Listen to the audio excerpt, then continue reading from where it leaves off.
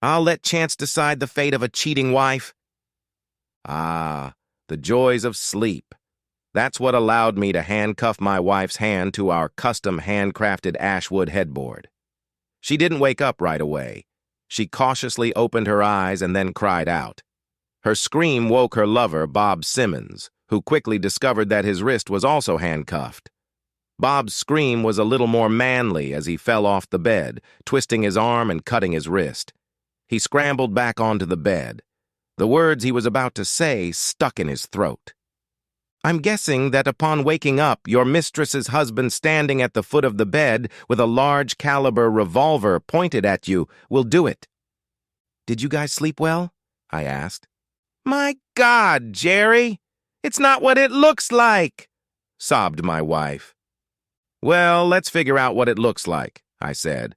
Are you lying in our marital bed trying to convince me that you're a faithful little wife? Don't do anything stupid, Bob wheezed. No need to go to jail over a worn-out piece of body. His eyes were still fixed on the .35 Magnum in my hands. That made sense, as I was shaking a little with rage and sadness. Here comes the man you decided to leave me for. If you were still my wife, I'd have to defend your honor.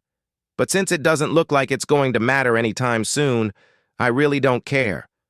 Interesting that he still thinks so highly of you, I replied. Barb ignored both of our comments. Jerry, please put the revolver down and let's talk about this. That stupid head isn't worth going to jail for, she pleaded. Wow, I guess the rose has really bloomed in this relationship, huh? He calls you names and you call him names. I thought you would treat him with more respect. After all, he's the one you thought it was worth separating us for. I replied sadly. Jerry, we're not breaking up. I screwed up big time. But we can get through this. I'll fix it, I promise, she sobbed. How are you going to do that? Are you going to go back in time and not make love to him? Because that's the only way I can have anything to do with you in the future. I loved you so much my life would be hell if that happened. I don't want to go back to that place again, but if the alternative is to live with an unfaithful cheater, what are my options? I asked. I put the revolver to my temple. Maybe it would be easiest to just pull the trigger like this. I'd end the pain, and you'd be free to have sex whenever you want. Jerry, no! She screamed. Do it! He shouted. I slowly lowered the revolver. An idea hit me. I opened the drum of the revolver and pressed the piston to release 6 rounds. They fell to the floor. I bent down and picked one up. I heard a grunt as the asshole tried to break the headboard it was attached to and failed. What a loser. He calmed down when I picked up the lone cartridge. There was a look of horror on Barb's face. It's a .35 Magnum round that weighs 125 grams. When the bullet leaves the barrel of this revolver, it travels at 1,500 feet per second. When it hits something hard, it flattens out and nearly triples the area of impact it can damage. Even if you survive the impact, it will certainly create a wound that will make you bleed to death, I said, making sure I had their attention. I inserted the cartridge into the drum. Barb, you know how much I loved to gamble before we met. In fact, it nearly ruined us in our first few years together. I stopped for you. Don't get me wrong, I benefited from stopping, but I only had the strength to quit because I loved you so much, I said sadly. I tilted the revolver back a little and spun the drum, while it was still spinning when I flicked my wrist and slid the drum back into the revolver. Since I really don't know what to do, I'll let chance decide. The finger of fate, if you will, I said. I slowly pointed the revolver at her lover. Since Bob is the guest of honor here, I feel I should start with him. Would you like me to write something down for your wife or daughters, Bob? I asked. It's going to be very lonely in that house at 726 Maple Lane if you end up eating that bullet, Bob. Your wife, Allison, and your twin daughters, Zoe and Chloe, will be devastated enough when they see the package my investigator sent them. I thought about sending some less revealing photos, but decided your girls need to know exactly what you were doing late at night at the office. I also took the liberty of including pictures of your other 2 cheating girls, just so she gets the full picture. I didn't think he could get any whiter, but when I pointed the revolver at him, he paled even more. I cocked the hammer back. He closed his eyes. I pulled the trigger. Click! The hammer fell on the empty cartridge case. I thought he was going to faint, but he came to his senses. Sure enough, the sheet around him started to turn yellow as he wet himself. "You survived this round. Maybe you'll see your pretty daughters again," I replied calmly. I pointed the revolver at my wife. "How about you, Barb? Are you ready to meet your maker? You went to church last Sunday. I assume you confessed your sins. If you die today without being able to confess, will you go to heaven or will you still go to hell? Unless things have changed, is adultery still considered a sin in your religion?" I asked her. "Yes," she whispered with her eyes closed. "I'm sorry, what did you say?" I asked her. "Yes, Jer, adultery is a sin. It's a sin against your spouse, and it's a sin against God. I never admitted to what I did. I'm going to hell if that bullet hits me," she said. "Well, let's see if your God wants you to live," I replied, pulling the trigger back. I squeezed the trigger. Click! The hammer fell on the empty cartridge case. She sobbed as I aimed the revolver at my temple again. "I was in such a dark place before you came into my life, Barb," I told her. "The only time I ever felt any good was when I was on that winning streak. It was never about the money. It was all about the excitement. I remember thinking about how kind and gentle you were when you treated my hands that night in the emergency room. Gino's thugs really did something to me. I told myself that if I had a caring woman like you in my life, I wouldn't need to play. Did I ever tell you that it was the memory of your hands bandaging mine that made me stop? I paid off Gino that night, and to this day I have never gambled again.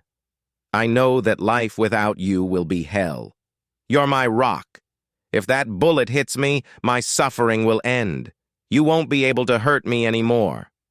"I almost want that to happen," I told her quietly.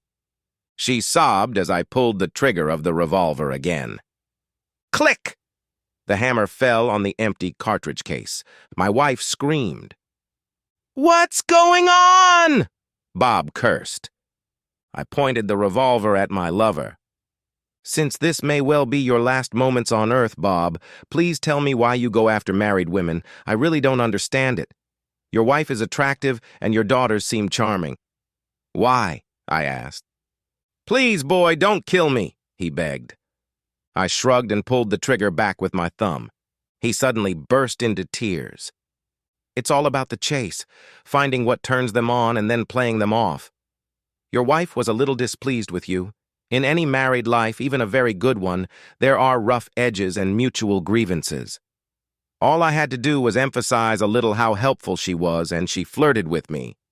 Anyway, this was supposed to be the last time.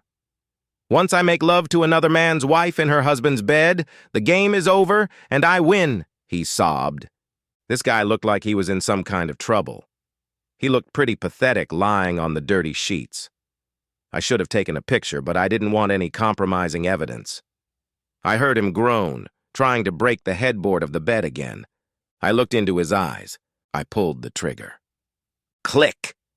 The hammer fell on the empty cartridge case. The asshole lost consciousness. I raised the revolver and pointed it at my wife.